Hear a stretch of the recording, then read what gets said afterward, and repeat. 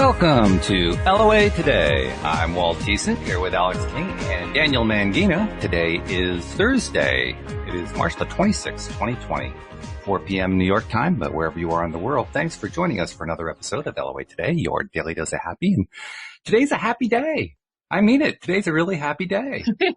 Daniel, heard about this. I just told to Alex, but there is news that's on the happy side about the coronavirus situation. And it's going to be a little bit of mud on faces for certain people, but for the rest of the world, actually very, very good news. As most of us know, the ongoing projections about number of infections, number of deaths, and so forth, were basically for the last few weeks building up tremendous amounts of fear about pandemic and so forth. And one of the institutes, the medical institutes behind those numbers is an institute in the United Kingdom. And let me get their name. They are let's see, where is it? Give me a I should have had this ready, but I kind of pulled all this stuff up at the last second. The institute, where is it called? I know it was here. Well, it's an institute. I can't find the name of it. The institute, what is it called? Yeah, it's going to come out, and people are going to be very aware of it in the next few days for sure. Oh, it's the Imperial College London. That's what it is. The Imperial College London. They're one of the major epidemiology institutes, and they were among those that were projecting the large numbers of deaths and so forth. What was that, Daniel? Very fancy Imperial College. Yes. Yeah. Well, anyway, yesterday or late yesterday, Oxford University came out with their own report that refuted what the Imperial College had been saying all along, saying we don't know where they got their numbers from, but our numbers are considerably less than that. And that stirred up a bit of controversy within the medical circles and various science websites. Even more fancy. What was that? Oxford, even more fancy. More fancy, yeah, right. Very fancy, no doubt about it. But they were getting a lot of pushback within scientific and medical circles saying, oh, no, your numbers are too low. I mean, look how many people have died already and so forth. And then today, the Imperial College themselves, the person, Neil Ferguson is his name, at the college, who had been the one putting out those numbers, came out and admitted that his model was wrong. That, in fact, the numbers are way over-exaggerated and that his new projections are far below where they originally were. So instead of hundreds of thousands being projected to die in, say, the United States, it's now down to tens of thousands. Which is great news. I mean, certainly it's not good news that people are dying. Don't get me wrong. Right. I'm not saying that at all. But given how much fear has been going on, this is a big deal. This is a really big deal because now all of a sudden we can get perspective on this and we can start realizing, maybe we were building this up too big. Well, not we. I mean, when I say we, I mean the larger society. I think actually those of us in the conscious creator circles did a great job and are continuing to do a great job maintaining perspective. But I mean, the population at large and it's going to take a while, I think, for the news to get out there because there's going to be a lot of resistance to this information. But, when the institute that puts out the numbers that everybody is going on, everybody's basing their political packages on and so forth, comes out and says, oops, we were wrong by a large amount, that's going to shake some things up. That's just all there is to it. That's going to shake some things up. So just wanted to share that little good piece of news and see how you guys do. I think that's lovely. It is, isn't it? And I mean, it makes sense to us, first of all, because we're in the group that was putting out their health and well-being to everybody. And, so we get some validation because whoa, all our efforts have really paid off here. And the doom and gloomers basically just got shut out, so this is a good day. This is going to, no matter how this shakes out, this is going to shake out in wave after wave after wave in the months ahead. This is going to be very, very good. I have a question. Great. Oh, do either of you know anyone with corona? Not personally. I know people that know people or know people who have heard from people. Well, not counting celebrities that have it. I mean, 6 degrees of separation. Yeah, 6 degrees. But that's my point is we're 3 people out of the however many people are on this planet and however many people are dying from this, yet none of us know any of them. Yeah. 6 degrees of separation or not. I personally don't give much stock to. I was on Twitter. posting. And I was like, all these sad stories. Yes, my mother, this, and don't believe this person was only 20 years old. They had no underlying health conditions.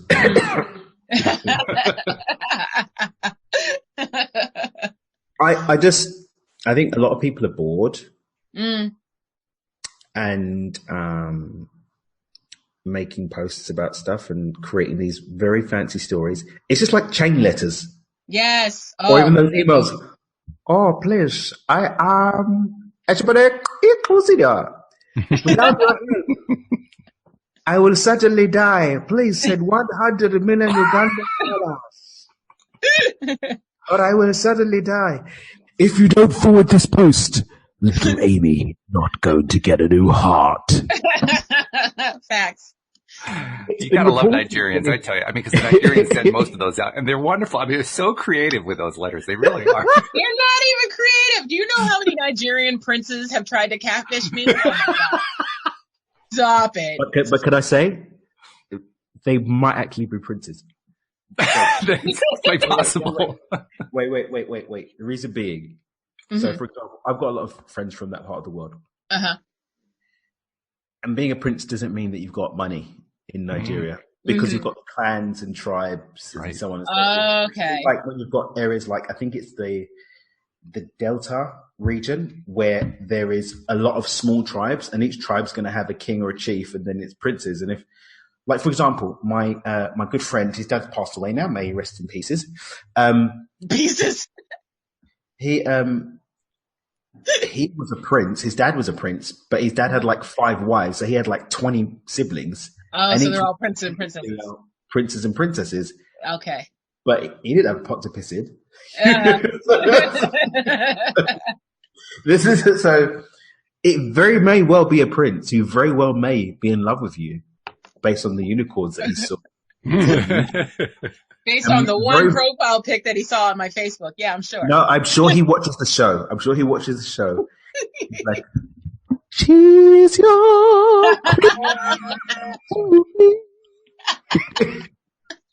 Oh, no. That one was for all of the real princes out there. Yeah. Like, you know they're coming out with a sequel, right? Really? Yeah. They started shooting. It's been a while. They started shooting this summer. Yeah. Daniel's in shock. Yep. You know,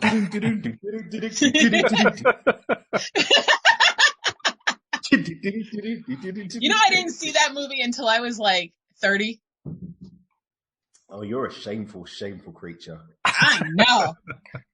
Shameful creature. It's like in the Black People Handbook, and I was like, nah. I was like, all right, let me see what all the hype is about. And then you were like,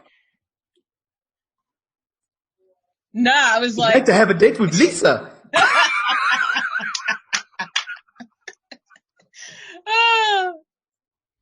The reason I watched it was because on, what's that show? Housewives of Atlanta.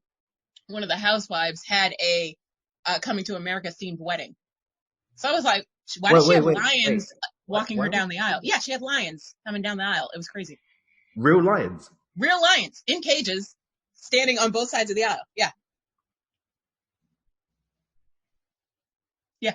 Well, while Daniel ponders that one, I'm going to take us back to the original topic. Please do, because... No, he started with the Nigerian princess and brought me on a dance. You got to see the look on Daniel's face. The look on his face is precious right now. He's puzzled. He's perplexed. All the P's. Puzzled and perplexed. So anyway, there's actually more good news. Now, the first bit's going to sound at first like it's not good news, but if you think about it, you'll realize that it is. That same report that came out of the Oxford study also projected that half of the world population already has the COVID-19 virus and don't know it. I read something like that. Remember the bronchitis I had a couple of weeks ago? Mm-hmm. They basically had the same symptoms, and they were like, well, back when you had it, they didn't have the test, so you probably had it and got over it. Yeah. If you had a cough. 80% of people have things that are so mild that they wouldn't even know. Right. They've got it. And that's the point. So, you know, all the thing that we feared is upon us, and, I guess there really wasn't anything to fear for most of Well, us. that's where ignorance is bliss. Like, I didn't know it was a whole pandemic that I had, so I wasn't worried about it. I was like, oh, it's bronchitis. I'll sleep it off. It's fine. And then now I'm okay. Mm-hmm. Mm-hmm. And then the third piece of good news is from a Swiss doctor who has basically been digging into the numbers in Italy. Now, of course, there's been a lot of disease in Italy, a lot of deaths in Italy, so it's been a very tough time, very, very high stress, very high levels of tension, a lot of pain, a lot of loss, and so very serious situation. But he also wanted to look more closely to find out, well, okay, who are getting sick? Who are the ones who are doing the dying? Who are the ones who are really suffering from this? And his findings were pretty much in line with what we heard. I mean, the rest of the world might have been hearing something different, but what we were hearing, it was matching up. He says, according to the latest data, this comes from the Italian National Health Institute, the average age of the positively tested deceased in Italy is currently about 81 years old. 10% of the deceased are over 90. 90% are over 70. 80% had suffered from 2 or more chronic diseases. 50% suffered from 3 or more chronic diseases. Less than 1% were healthy, i.e. people without pre-existing chronic diseases. Only about 30% are women. And moreover, the Institute distinguishes between those who died from the coronavirus and those who died with the virus. That's going to be an important distinction, I think, in the weeks and months to come. Wait. What's the difference? Well, the difference is, did the virus cause their death, or did something else cause their death? Okay. Yeah. So the virus was a secondary condition. Right. It was just something. It's like I've got a broken leg. Right. I get hit by a car. Mm-hmm. The broken leg didn't kill me. The car hit me. I just had a broken leg at the time. I have cancer, God forbid. I get hit by a car. I died because of the car. Right. Not because of the cancer. Got it. And this is, I mean, the numbers are being fudged, but the numbers are being fudged to create the collective agreement of fear. That's right. That's exactly right. All during election season. I'm just saying. What was that? Sorry, Alex? I said all during an election season. I'm just saying. I'm sure that's going to be a topic of conversation in the weeks and months to come. One final little tidbit. A lot was made out of the fact that there were 2 young deceased Italians. I don't know why these 2 were picked out, but they were picked out. Both were 39 years old. One was a cancer patient, and the other had diabetes with other complications. So once again, somebody who's pre-existing issues, suffering from a lot of stuff. Yeah. And all this confirms that the fears, like you were saying, Daniel, the fears were overblown. They were tremendously overblown. So once again, more confirmation that we in the conscious creator, deliberate creator arena, who were saying, we can turn this. We can think about healthy thoughts. We can focus on feeling good and know very likely that this is all going to work out well. We're justified. It's now turning out to be true. So, good on us is what I'm saying. Yay. Good on us. My world is taking care of me. Everything is going according to plan. Things are working out beautifully and will continue to do so with ease. But that's only true for us if we accept it as true for us. If we instead choose to subscribe to this collective agreement of fear, then that's what we're going to end up living. That's right. Yeah. By the way, when you come close and far away, it really throws the volume off. So you got to pick somewhere in the middle. Okay, where should I be? Should I be here? Yeah, sit up straight. I normally come in for my crew name. Close up. Yeah. Hey guys. But here's what I'm going to stay here. But I think the reason why, in my opinion, references being made to these younger people is I believe people do genuinely have a desire to help by making everybody aware of what's going on so that people do protect themselves. But it's just contributing to the collective agreement of fear. I've got 2 younger sisters, both of whom are losing their minds about this right now. One is messaging me, and we had a text back and forth, and I was like, yeah, the mind virus is more deadly than the thing, and the flu, this isn't as deadly as the flu. That's what I thought 2 weeks ago. It's real and it's here. In our family WhatsApp group, there was apparently a news article that they shared, and Yeah, I do get it. I'm not negating that people that are under 65 will get it. This isn't like an older generation only affecting thing. But if you take care of the normal things that you should be taking care of anyway, in terms of minding your health, watching the hygiene elements in terms of managing the germs, it's raining, wear your raincoat, right? So be responsible. Stay inside if you don't need to go out, because we are now in a reality where this is started to settle in. But even if people just stayed in to allow the collective agreement to blow over, it will be supportive of it. But it all comes down to where you're at. Me personally, I genuinely don't believe myself to be affectable by this. I don't. Mm-hmm. And I'm not like the most perfectly healthy person. Health is something that I'm working on improving. But I'm not really subscribing to this being something that's going to affect me. And even if it did, it's not going to kill me. Mm-hmm. In fact, it will just give me immunity to it and other strands similar to it going forward. Yeah. And that's where I'm at. But regardless, my world is taking care of me. Everything is going according to plan. Things are working out beautifully and will continue to do so with ease. That's perfect. I love that. And that's exactly right. That's how I've felt about it. I mean, theoretically, I'm in the at-risk group. I'm over 60. Right. You know, theoretically. Now, in practice, how did I feel about it? Yeah, right. Not happening. All right, mate. Cheers, mate. Have a good one. You know, not happening at all. So, right. You know, again, well, how do you feel about it? How do you think about yourself? You know, are you taking care of yourself? Like you said, if you're taking care of yourself, you know, you're in good shape. Josephine also had a couple of interesting tidbits that she's sharing. She says, good news, over 120,000 people have recovered around the world. You don't hear that much, very much, do you? Mm-hmm. And over 1,000 people have recovered in the U.S. And there's a 103-year-old Iranian woman who recovered. Yeah, nice. I saw that one. So apparently, even with advanced age, guess what? You won't die. You can recover. Yeah. She wasn't done with her innings yet. That's right. Mm-hmm. Yep. More to be done. So yeah, it's just, the whole thing is just turning out to be really good vindication. You know, what I think is going to happen too is I think there's going to be a lot of finger pointing on this for quite some time. It's going to be entertaining in some ways. Or it will be. Let's be perfectly honest. It's going to be just crazy watching everybody say, oh, well, you were wrong about this. Well, you were wrong about that. You know, but, beyond that, I think what's going to happen is this is going to kind of change.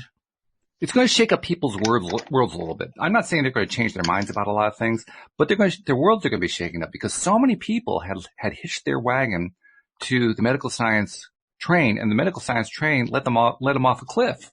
You know, that's going to do something to shake your confidence a little bit. Now, how is that going to iron out? I don't know. I'm not going to project that I know the answer to that, but I do think it's going to mean in one way or another, people are going to become a little more self-sufficient in terms of thinking for themselves, a little more self-sufficient in terms of deciding for themselves what's going on in the world and how they're going to react to it. And even if they don't know, even though most of them don't know anything about conscious creation, just the fact that they're going to do that, that's a good thing. Mm-hmm. That means they are, even without having any knowledge of any of this stuff, they're already taking steps to become better at it. How cool is that? Yeah, very cool. So I think it's going to be really, really good. I don't see a whole lot of bad news coming out of this. I think it's almost all upside, and that's really good. We don't get days like that every single day, but it's nice when they happen. So we got not lately. Yeah. I mean, Louise and I went out, took a walk today. Nice weather out there, and blue and the beautiful skies spring flowers you have back there.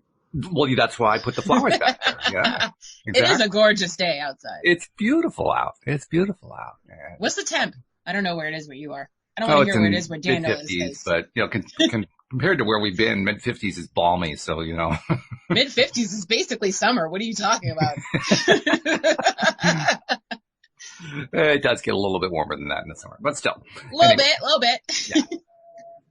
But it was gorgeous out there. And I'll tell you the other thing. I mean, I've talked a lot. I know you guys have talked, other co-hosts have talked about how this is a time for, this whole period of time has been a time for, you know, changing our perspective, refocusing, kind of building up our ability to block stuff out that we don't want to allow in and focus on what we want and so forth.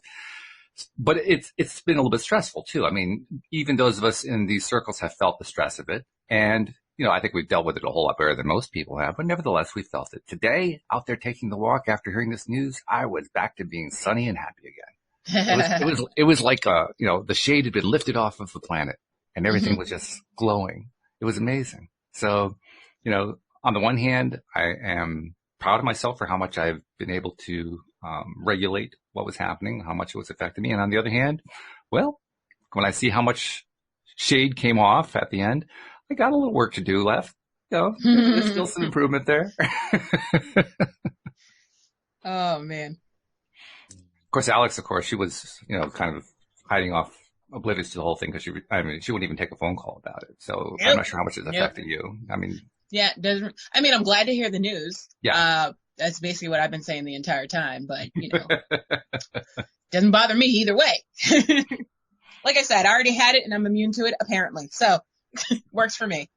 And I'm thinking that last Friday I was experiencing some mild symptoms and I'm thinking that was probably it. Mm-hmm. I mean, I haven't been tested, so I don't know for sure. Yeah. I'm not going to be one of those people that gets in line wasting testing money in places for other people that need it. No. If I have a cough, I'll clear my throat. It'll be fine.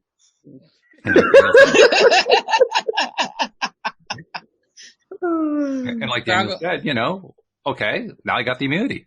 Right. Great. That's what I'm saying. Yeah, this is good stuff. Yeah. Now I can lick my fingers and touch all the stuff at the grocery store. It'll be great. Just kidding. I don't go to the grocery store. Oh, please. This is a good one, Miss Alex. I like it. You marry me. We make a pieces. I'll make one of your other wives go to the grocery store. I don't do that stuff. Okay. Now, Alex was sharing some more good news today. This is of a completely different variety. I don't know if you want to share it on the air. If you don't, let me know. I'll just kind of redirect the conversation. Which one are we talking? I have no shame. So what are we talking about? Just before we came on, the news regarding your upcoming wedding in a year and a half. Oh, I found my dress today. I found my dress. I mean, it was a trying time, let me tell you. I actually had to physically go out and go wedding dress shopping. And I was like, because I was looking online and I was like, okay, but I don't know what fits and looks good on my body because I think I like something I didn't like and whatever. So I went and tried all the sparkly stuff on, of course, all the unicorn-esque wedding dresses. And I found some stuff that fit my body. Not in my price range, but so I went Not online. in your current price range. But we can Facts. expand into that. Well, I'm saving up for my island, so I can't really spend a lot on one day, I always think both. Okay. Touche. So anyways, went tried wedding dress shopping with my mom and my mother-in-law and all that stuff. We had a great time. And then I was like, all right, I'm going to go on Amazon, see if I can find the dresses that I liked for way cheaper. And I did. Click. Hot diggity dog. Yep.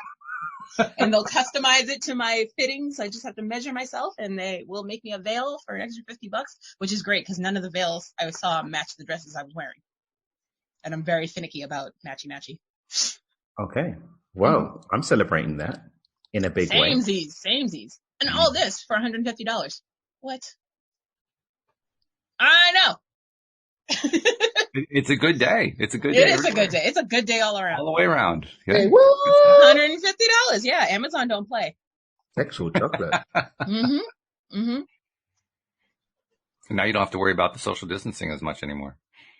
Yeah, because, you can't really get it from cardboard, so I'll be fine. Yeah. Well, there's some people who will tell you that you can, I'm sure, but, Well, allegedly it lasts 24 hours on cardboard, but it can't be transmitted through cardboard. So, like I said, I'm fine. Even if my dress is coming from China, I'll be fine. Yeah. There are a lot of things I keep thinking about regarding China, but I won't go there. I was going to say it'd be like the Simpsons episode that predicted COVID-19. Oh, okay. Where somebody in a factory coughed in a box and then it got shipped to America and then they opened the box and that's how we got it. So, yeah. Unless you believe the conspiracy theorists that say that it was made in America to blame it on China. So yeah, I heard that one. China. Yeah. They're blaming us, we're blaming them. It's ridiculous. I'm laughing because I agree with the idea of there being extraterrestrials. Mm-hmm. And now there's this new wave of things that it's because this whole thing is interdimensional warfare between different alien races. Mm. What are we? We like, in the crossfire? Is that what's going on? Or something like that. I didn't really give it enough mind. He's like, I'm just bringing it out for you to talk amongst yourselves. I don't really care. Just stirring up a little trouble, that's all. Yeah. Be careful that oh no, they're coming to get me for saying the truth. I know, right? Oh, man. I know the reptilians are using COVID to take back the planet or something like that. So I'm not going to say you're with the amount of people that are believing that conspiracy theory that they're trying to thin out the herd. You're asking me? I think that there was some. I think there are some deadlier diseases than a variation to thin out the herd. Mm-hmm. I think if extraterrestrials were going to want to wipe out whole waves of the planet, I don't know. There's a lot more deadly stuff that could be done than a bit. Well, I don't know. I think they would take the simple approach and just give us a flu. Just like let them take themselves out by not washing their hands. Well, at least make it a bit more of a deadly flu, I kind of lean that direction myself because, if we really do, let's assume for the sake of discussion that the claim is true. If mm-hmm. it's true, then they're really incompetent. Yeah. Or are they taking us for granted? If you can move through dimensions, you can make something a bit tougher than the flu, I think. Wasn't swine flu even worse than this? Yeah. We've already had it wasn't the swine flu, it was the vaccine that ended up killing people. You swine. You are a cultured swine. It's like, I don't know. It doesn't add up. It doesn't add up. If I can travel between dimensions and move between galaxies, I could probably just do an Independence Day and just wipe you all out, really. But if you can, go transdimensional and move through galaxies, why would you even be interested in wiping out a population? Why? Facts. Because high vibrational. What's the point? the story, as the story goes, this is the only planet in the entire, and this is just another thing of Earth being at the center of the universe again. Uh-huh. This is the only place where physical matter is experienced, and so everyone's fighting over this one plot of land. Mm. Wait, whoa! We got to take a step back. They're saying that out of all of the universe, with all the planets and all the stars, this is the only place where it happens. Yeah. Okay. Well, we can throw it out the window now. Yeah, right. Yeah. Throw the whole universe away. There's this egoic need for this to be the only space where physical matter is experienced. Well, I'm sure everyone on each other planet is saying the same thing. Exactly. Mm-hmm. One thing you can count on with a conspiracy theory is that it will not lack adherents. Facts. And the more scary and horrible the projected thing is, whether it's in the past or the future or in the present, the more adherence it's going to have. Yeah, there's evidence to support every theory. Mm. Sure, you can prove anything. Yeah, if you dig deep and look hard enough. That's what I asked my sister-in-law, when she got her degree in statistics. Isn't it true? Statistics can prove anything? She said, yeah, within limits. Mm-hmm. There is evidence to support every theory. And I think what we lose sight of as well is infinite possibilities. Every single variation of this conversation is true on some level, in some dimension. It's just which one you subscribe to. Mm. And I choose not to subscribe to this being the very pathetic attempt by interdimensional beings to thin out the herd with the flu. I also co-sign with that. Yeah. I was just bringing it up to stir the pot. Yeah, I think it's a good idea. Well, first of all, I don't pay for subscriptions anymore. Who would do that? You're trapped for life. In fact, the only kind of subscription I really push is, to subscribe to LOA Today. So I might as well do that one right now because it's a great. That was nice. AF hashtag. That was great. That was. Whew. So So let's actually do it. If you're not yet subscribed, and I know most of you are, and I love you for it, but if you're one of the few who are not yet subscribed, please become a subscriber. Go to loatoday.net. Instructions are at the top of the page. Daniel proved it can be done in one click. And once you're subscribed, all of our episodes, 5 days a week, come streaming right to your device. And also check us out on YouTube, where you can actually see all these flowers that are behind me, and you can see Alex's unicorn headphones. You can see Daniel crooning into the microphone. It's quite a treat, actually. There he is, kissing that microphone. So I tell people how to do it. How do they subscribe on YouTube? Well, you go to YouTube and search LOA Today podcast videos. And once you see our smiling faces, click down below at the red subscribe button. Next to the red subscribe button, there's a silver bell. Make sure you click that silver bell and make sure you click all so you'll always be notified when we're live. And there it is. So yeah, become a subscriber. We love it. We love the growing numbers of people who are deciding to leave all of that herd mentality behind and start becoming conscious creators on a regular basis and have fun doing it. Daniel, how often do we fail to talk about how fun it is to be a conscious creator? You know, maybe we should incorporate that more into what we talk about. I think so, but I think people get thrown off by the amount of work. I'm the cosign. Yep. You need to do some work first. It's like, there is a beautiful vista, but you must climb the mountain. I'm going to check it out on Google Earth. Right. Check it out on Google Earth. I'm like, ooh, there's no elevator. I'm not coming. Can't the aliens teleport me out there? Check it out on Google Earth then, I think. Yeah, not like, Google Earth. Fancy that work. Nah, thanks. That's it. Because it is work, but the payoff makes it worth it. Yeah. And the payoff isn't at the end alone. That's the part that's what I'm pointing to here. The payoff happens every moment that you're doing. Fun as well. Yeah. I mean, it's fun. Mm. It really is fun. Especially the more that we stick with it, because then more and more fun things happen. Mm-hmm.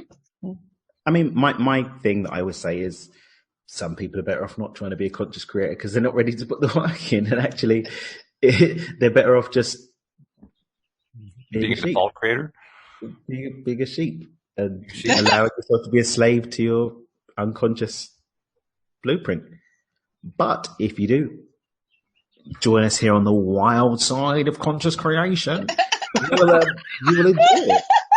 You will enjoy it. You will enjoy it. You will laugh more, definitely. Mm-hmm. There may be tears, but the tears you can look at dispassionately as part of the experience and enjoy them too.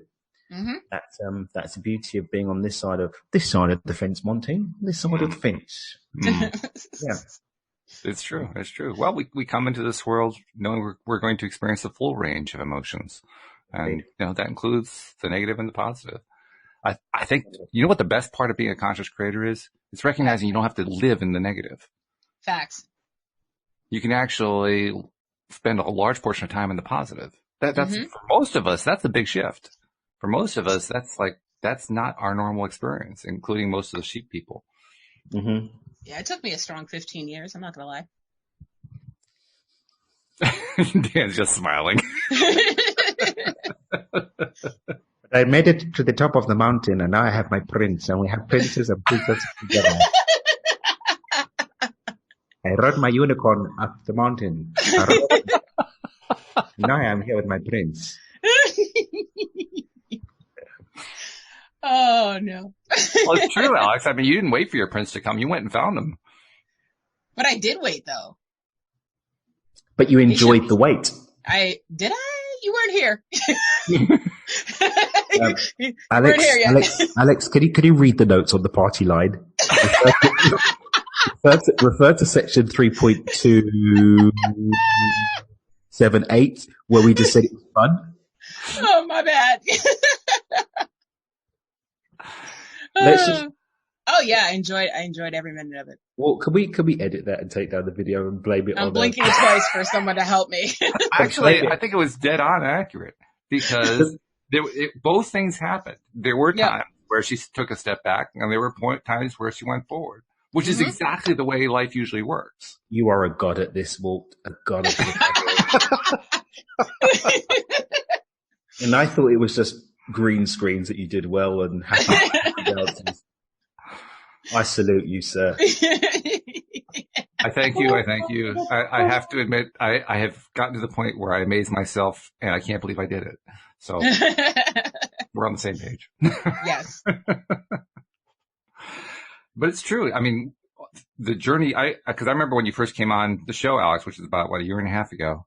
And it was one of the early topics on the show was relationships. It was our first topic. It was the first topic, and it was a number of shows after that. In fact, it was periodically. We did a lot of stuff on relationships, and you went through a journey. I mean, at one point you were, going gung ho and you were signed up for all the apps, and then later on you disconnected from all the apps. You were done with the whole thing, and then Facebook comes along. Okay, so you try the Facebook, but you're not going to take it really seriously. And then he shows up, and it was like that kind of a lurching journey.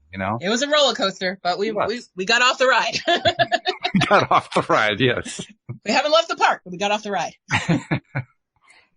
But it kind of summarizes the way most people's lives go. I mean, there are not too many people who just, they finally decide, okay, time I met somebody, they go right out and they meet somebody and they're done. They marry and have kids and they're happy. I mean, it just doesn't work that way for most people. Yeah. Hear the question. Why? Why does it not? Well, it's an interesting question. Why does it not, Daniel? Because the fact that you raise it indicates that you also have an answer. I have an answer. I also have an answer. The answer. I'll take an answer at this point. I'll take any answer. Because we go around the playground based on our expectations on what we're going to experience on the playground. Our unconscious programs create a backdrop against which we experience this adventure that we call life. And so for those who have it imprinted in their program that it must be a struggle, will have a struggle. There are those who will have exactly the same experience and see it as a whole load of fun. Yeah. There are some that on some level would never want it to be that easy. And there are some that do, and therefore have it that easy. But the mind does not lose. He's absolutely right. Because how many times did I say, "Oh, Walt, I just got to kiss a bunch of frogs before I meet my prince"? A lot of times, actually. Yeah. That was like my tagline for like a year. It was. Yeah. Yep. So how many did you kiss? I have to ask. Bro, like even before I met you, like it was a long line. Put it that way. It was a long line. A lot of clicks. Oh, I definitely in the last year I was doing a lot of clicking. I was like, all right, I don't have time for this. Bye. Anybody got time for it? So you basically did what you needed to do. I mean, you set your mind, you set your intention, you took some action. That often gets left out of the equation. True. I did take some action. But you took it on more of an inspired basis rather than, oh God, I'm so desperate basis. Yeah. Because I feel like if you're desperate, you're not going to get anywhere with it. Because now you're just thirsty looking for water. I can tell you from experience that you're right. And any couple do. I mean, you had a similar thing, didn't you, Mr. Walt, with your adventure with finding your good lady? Oh my God, yes. I mean, the first 20 years of my adult life were misery. The rest was great. The first 20 years were just awful. Yeah. Well, sometimes we have to learn the hard way. I mean, you kind of opined a few minutes ago that some people are better off as default creators. I'm not sure that I was better off, but that's certainly where I learned a lot. I just didn't know it at the time. This is where I come back to the whole quantum discussion, in that every variation of you is the quantum potential that's existing somewhere. Every single variation of this moment is happening because infinite possibility is infinite possibility. It just so happens that I currently now am enjoying the variation of you that does it. We don't miss out on anything. We just experience one strand of it consciously in this timeline, but every single one of the timelines happens too. Yeah. You can never miss out. It's just another combination. Do you find that that thought process to be challenging, comforting, enjoyable? Overwhelming? I find it to be what it is. What it is, okay. So you don't really have an emotional reaction of any kind. Okay. I find it to be what it is. It does help when overwhelm or FOMO settles in. For me, that's been great to be like, or I could just enjoy this moment here, which is the one I'm experiencing now, and ask, in this strand, what do I want to experience next? Okay. And go from there. Yeah. And that's a cool place to start with, just narrowing down what are the infinite strands of possibility I experience in this level of consciousness. Because at a higher level, the oneness that we return to, the deeper, the less dense that we get, means that even every one of your experiences on some level of consciousness, albeit far beyond my conscious awareness, I'm experiencing too. Which is kind of spooky. Yeah. A little bit. So I know what you did last summer, Mr. Walt. Every quantum variation of you. Just not hearing this neat sack. Tell me, I'm curious. No, you don't want to get FOMO. You know, just enjoy the moment here. What do they call them? Hearing this. What do they call them? Sleeve. I'm not hearing this sleeve. Oh. Okay. Has anybody tried that, by the way? Not yet. I still have loads of TV shows to get through. I watched the most recent. That's the last one for a while, so hold on to it. Poppycock. Yeah, they shot up to 18, but they had to put the editing room is on pause because of the whole 6 feet thing. So, yeah, we're on hold for at least. Darn you, COVID. Yeah. Darn you to hell. That's when it got real for me when they paused Supernatural. I was like, well, God damn it. Because at first I was like, meh. Then they're like, oh, because of COVID-19, we're shutting down production. I was like, now it's affecting my life personally. I don't feel like this at all. So, I may not know anyone affected, but I know somebody affected. Right.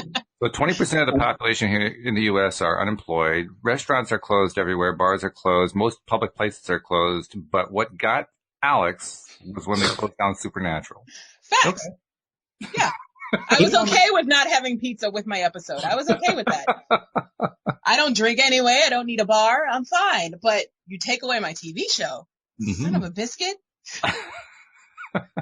Well, it just shows we have priorities in life. That's all. Yes, exactly. Yeah. But I've reprioritized in the last couple of days because my old chorus teacher has been posting puns like on the hour, every hour for the last 2 days. Puns? Puns. And I'm literally like, okay, you post one more, I'm logging off the internet because I can't handle it. Some people really don't handle boredom. Well, she's bored. Number one, she's a teacher, so she's home. So she's bored, and she's trying to cheer everybody up because all the other parents are flipping out and struggling because they have their kids 24/7 now. So. Oh no, you have to be a parent. Yeah. No. Oh no, you're not allowed to. Well, it's different when you're a parent, but you get your childcare and child rearing system. You must take responsibility for the child that you had time knocking boots on and now must actually rear. Yeah. Oh, sad times. Okay. Life is rough. You think if you knock out a kid, you're going to have to grow up a kid. Oh. Yeah, no, you get it. Once they turn 7, you get a 6-hour break. So 7? Everyone was depending on. Have you not heard of preschool? Well, preschool's only like 2 hours, but. Really? Yeah. Ariana was out the whole day. It's a half day up until kindergarten. Then they go full day, and then after that, it's full day. But Wow. Yeah. Well, guys. I mean, I only have puppies, so I really couldn't care. My sister, however, is struggling. She's like, "What do I do with this child? I can't." She's only got one. Wow. I don't know. Well, Ariana, it was a bit easier until they closed down the pool. We have a pool in our property. Mm-hmm. So the playground's been closed off in the pool. But I'm going to get her a little blow-up pool for my roof. Nice. Yeah. Yeah. I'm thinking of a family that I knew many, many years ago. I'm sure they're all grown by now, but there are probably other families like them. I was working at a company where I was managing an operation, and I had a very small staff running this production operation. And I brought this one guy in, young guy with a very young family. And I learned, very shortly after he joined, I learned some information that made me realize the company we were working for wasn't going to be around very long. Ooh. And so I covertly told my staff about it. I started making plans. I urged them to start making plans. And sure enough, about 6 months later, the whole thing shut down. But anyway, before that happened, this was before I knew about law of attraction. Excuse me. And it was before I knew how all this stuff worked. But law of attraction was working for me because I just kind of put out there, I need to get another job. I need something soon. And within like a day, 2 days, a competitor of my boss came to visit the company to talk to me to siphon me away and go work for him. He poached you. This is good. I like this. But I was also concerned about this guy I just hired. Now, I also had some others who worked for me, and I was concerned about them too, but I was pretty sure they'd be able to work things out. This is the one I was worried about because he didn't have a whole lot of work experience. And I came to find out he had 13 kids at home that he was taking care of, and they weren't all his. 13 kids. Yeah. They're not his. That bit I don't get. Did he borrow them? Are they from the children? Or uncle or aunt? I can't tell you that I know the story because I do know the story. I knew some of it, but not all of it. But the bottom line is they weren't all his kids, but he was just a guy with a big heart, and he just would take care of these kids because they had nowhere to go.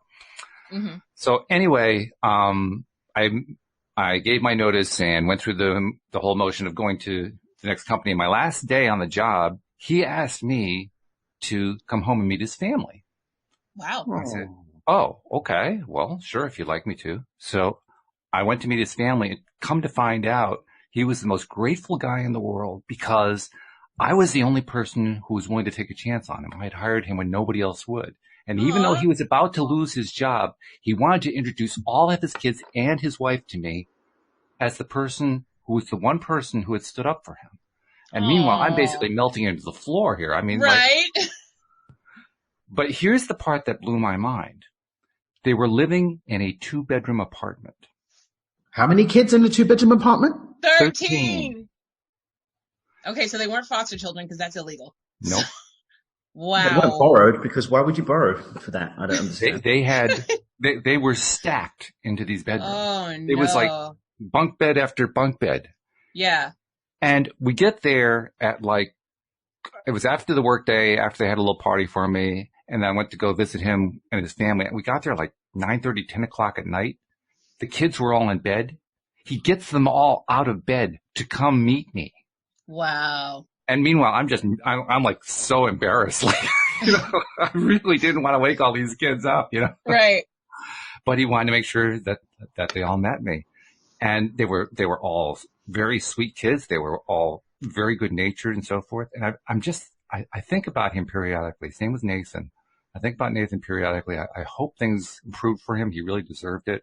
But I also think about a family like that going through what's going on now. Can you imagine? Oh my God. They're all packed into this apartment and they can't go anywhere because they're on lockdown? Yeah. There's no 6 feet in that house. I mean, you want that house to be a group of people who really love each other and who really care about each other because that's how you're going to get through something like that. Yeah, I know. And there are people who, not tons of people, but there are people who live like that. Mm-hmm. So I guess I just felt like I needed to put a word out there if you're one of the people who are living like that, who are in that kind of a situation, my thoughts are with you. Yeah. It was just, yeah. That's insane. You hear stories like that, but I've never met anyone that's actually seen one of those situations. Yeah. And they clearly had next to nothing, and yet they had each other. That so part they were grateful. Really sticks with you. Yeah. Really sticks. I mean, that was a tight-knit family, even though they weren't all blood. Yeah. Can I make an inappropriate joke at this point? Yes, sure, go ahead. Always. Is this why you decided to stick with cats, Mr.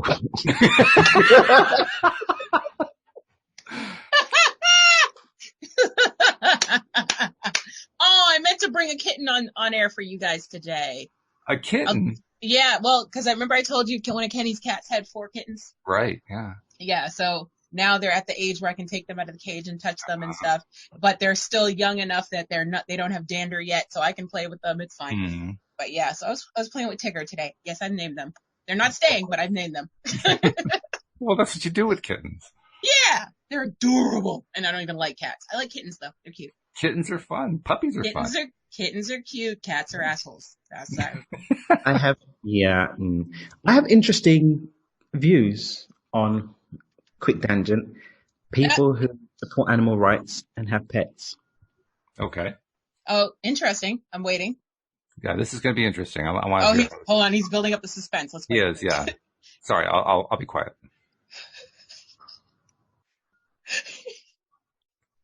Wait for I think the two ideas are diametrically opposed. Explain. You care about animal rights, but you keep them as a slave in your house for your entertainment. Oh, they're not slaves. Ooh. They're not slaves. And I bet they said that about humans a little while ago. Ooh! Touche. A song from my people. They've been domesticated. They've been this way for a long, long time. Yes, we've heard that before, haven't we? All I can tell you is that in theory, we own 2 cats. In practice, they own us. Factuals. I mean, Just saying. That's My the way dogs run the show. My dogs definitely run the show. Because I've got people I know that are like, how dare you eat the flesh of an animal with a soul while they keep a slave animal at home for their entertainment? Well, what about when you feed them the flesh? The only reason why you're feeding them is because they've been domesticated and robbed. No, I mean, like, if the people who are eating the souls, and then they're taking their soul food, and no pun intended, taking their soul food and giving it to their domesticated animal. I know one person who they're of this animal rights type. And like, they're going to have a pet dog. And I'm like, but you don't allow any flesh to be eaten in your house. Oh, they're vegan dog food now. Oh, now you're punishing the animal? I mean, hold on. Okay. So hold on. It's one thing to, like, give them a home and everything, but now you're forcing them to eat the way you eat. Oh, is that what we call slavery encampment now? Giving them a home? I think slavery encampment would be the pound. I'm rescuing these things from the pound. Oh, so they're allowed to stay in a nicer slave encampment. Yes, the big house. Yes, where they can go and come back to their slave master, who puts. Do you want me to? Are you telling me to let my dogs out in the woods right now? Is that what you're telling me? They won't make it without kibble. They won't make it. Well, I'm sure that's what the slave master said about letting their slaves free. You know what? I'm done. I'm canceled. I'm out. I'll see you guys next week. But do you see the logic of the argument at least? Yeah, no, I definitely see your point. So me personally, I think that this is the way. I think that having pets is fine. Have pets. But I don't understand have pets and then. But animals have souls and must be free and not harmed, apart from my slave animals.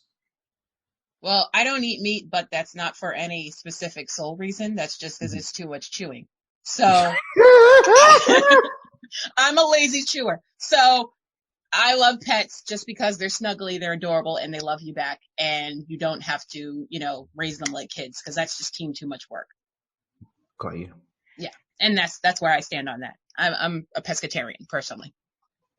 That's because lobster melts in your mouth. And I'm staying away from the conversation entirely because I learned a long time ago never to try to have a conversation about slavery with anybody who's got black skin. It just doesn't make sense. Walt is smart. He's like, I'm just going to go on mute and eat my cheese and mind my business. That's what I'm going to do. I'm about to eat my cheese and my mug. My name's Bennett and I ain't in it. Get out of this one. Click, click, click. Anyway, that's my 2 cents. And I raise you $1. Prisoner. We can call them prisoners.